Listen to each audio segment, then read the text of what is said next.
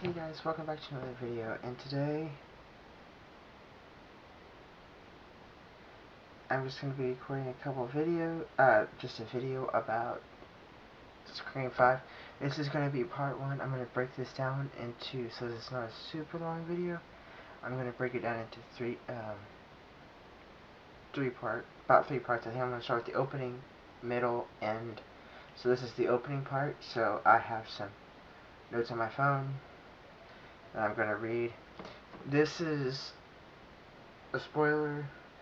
I'm talking about the movie in this and why I have problems and what the problems are with this movie. So this is starting with the opening, and then the next video will be the middle, and the third video will be the ending of it. I don't know how consecutive these will be, but I will try my best to make these consecutive, but no promises.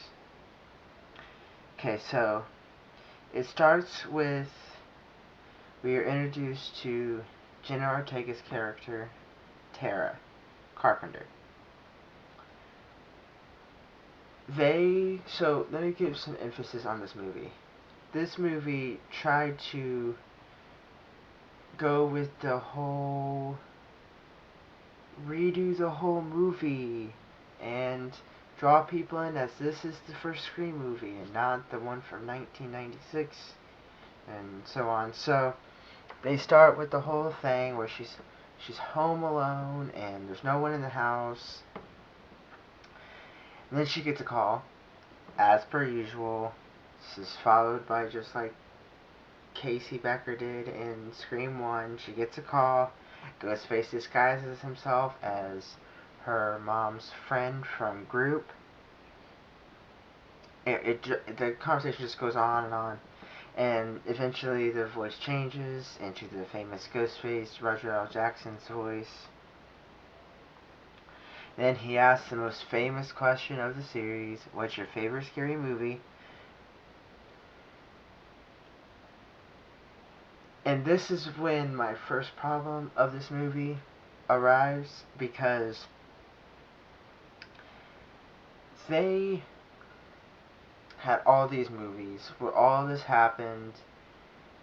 They've had to see in the past movies, like in the Stab franchise, so Tara had to see the Stab movies, and she's a horror movie fan, and she's on the phone with this creepy guy that's talking to her and making threats and blah blah blah. In my opinion, I know why they did it. They did it to clone the original movie for people to think this is the original one instead of Scream 1. I know why they did it, but they shouldn't. Doesn't mean that it's right that they did. But in my eyes, in my opinion, this is my opinion only, my opinion is that they kind of made Tara's character dumb in the opening.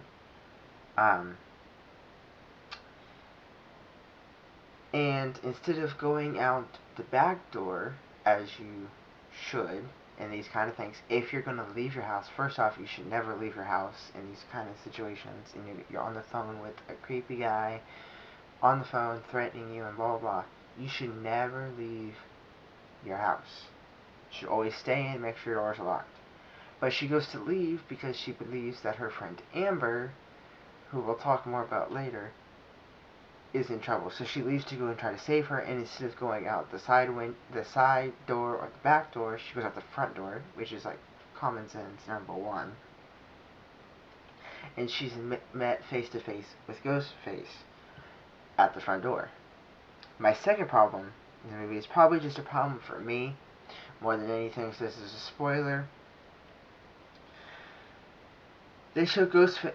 Okay, so when they go to the scene, Ghostface attacking her, he steps on her leg, stabs her a bunch of times, and they go and they show him raising his knife and coming down on Tara, and it makes the sound.